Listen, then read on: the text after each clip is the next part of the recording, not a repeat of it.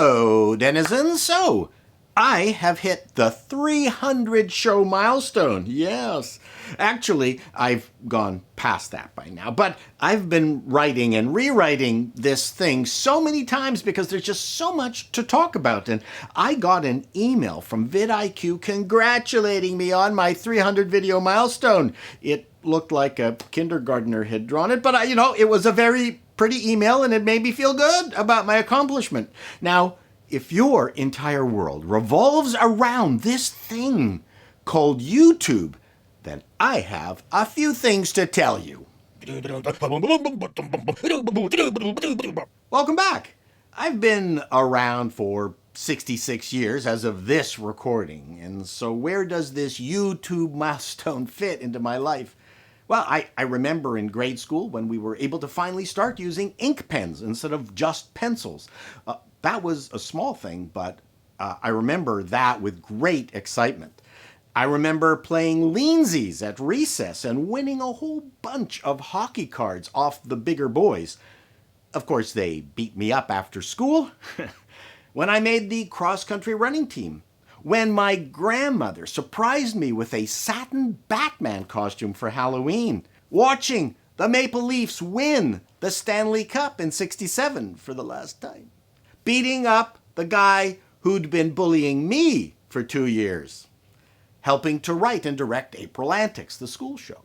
Getting my first job at Bob Shell Car Wash. Getting into Ryerson for Radio Television Arts. Co-creating the Frantics comedy troupe, recording 120 half-hour radio shows on CBC, shooting our TV show, 4 on the Floor, getting to dress up like Mr. Canoehead. Becoming head of TV comedy, turning down an exec job in LA, Hollywood, to start my own digital marketing and game development company, producing the hugely popular Jewels of the Oracle video game, recovering from not getting paid all our royalties for producing the hugely popular Jewels of the Oracle video game. I'm still married to a wonderful woman, and I have 2 amazing kids. And here I am, running a successful website company. I'm lucky that I can do this YouTube stuff just for fun. The 300 videos are shocking on one level, that I've actually churned out so many. It's fun, but a bit of a distraction. What is important is the family of followers, you people that I've collected, who enjoy my content. You have made a huge mistake by encouraging me. But for many people out there, you've turned YouTubing into your livelihood. You have made the commitment to living solely from YouTube. That's tough. YouTube is a harsh mistress. Heck, anything involving the creative arts is tough. YouTube isn't any different from music or stage or movies. What is different, even with all the controversies that YouTube has inflicted on itself and us, there's still nothing else like it. The boundary to entry is low. You are responsible for your own success. Honestly, I'd be more scared if my channel were more popular, because then I'd have obligations to keep this nonsense going even further. So why do I do this? Well, for fun, which should be everybody's main motivation, but I also have a creative itch to scratch. A very good YouTuber, a favorite YouTuber of mine, Wheezy Waiter, described it better than anyone has before or since. YouTube gives creative people an opportunity to complete projects. That's it. A long time ago, I was pitching sitcoms and movies, and those were big projects. The chances of them getting done were slim. The timeline between having the idea, getting it past the gauntlet of ignorant gatekeepers, and seeing it broadcast on network TV or on the big screen, well, that can span years, maybe decades. There's little satisfaction in creating something that never gets seen.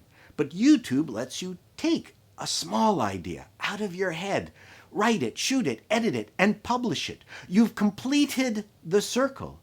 I'm honestly very satisfied right now completing many tiny circles. YouTube lets you do that. For that, I am grateful. It also offers the added bonus of not listening to the abject stupidity of what we in the business like to call network notes. Seriously, if you've never had to deal with network notes, you are lucky. The YouTube success arc is actually dull and boring and a big mystery.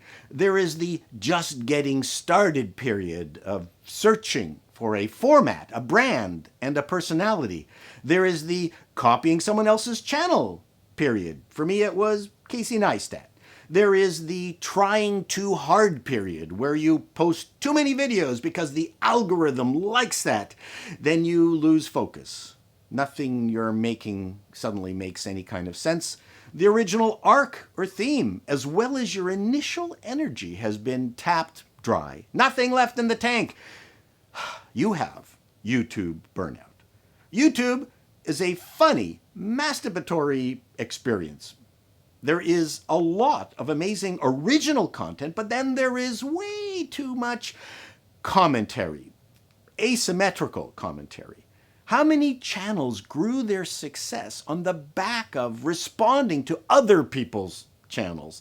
The flame wars between drama channels. Then there's the pure news leeching channels where people, riff off the research and writings of others. They sit in the corner of the screen and they scroll through other people's writing and just read it.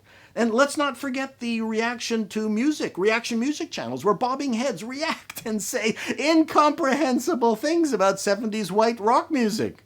Yeah, we need more channels like that. So here I am, 300 videos.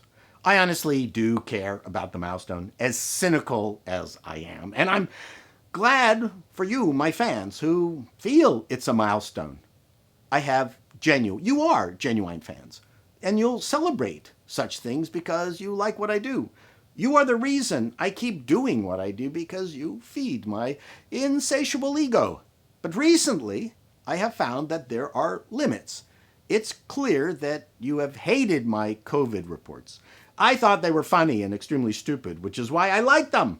I think perhaps that you people out there are COVIDed out. I understand. Over my month of pandemic silliness, I lost subscribers, but it was worth the experiment, I think. Many YouTubers freak out if one of their videos don't meet expectations, and they change the thumbnails and titles, and that's a great discipline. I do that myself. But remember, if you're going to do this YouTube thing, do what you know, do what you enjoy, provide something of value to your audience, and don't be afraid to occasionally piss them off. So long, denizens. What is it, Wancho? Oh no, my subscribers love you. In fact, they've commented that they like you way better than they like me. So why don't I have you on my channel more often? Exactly.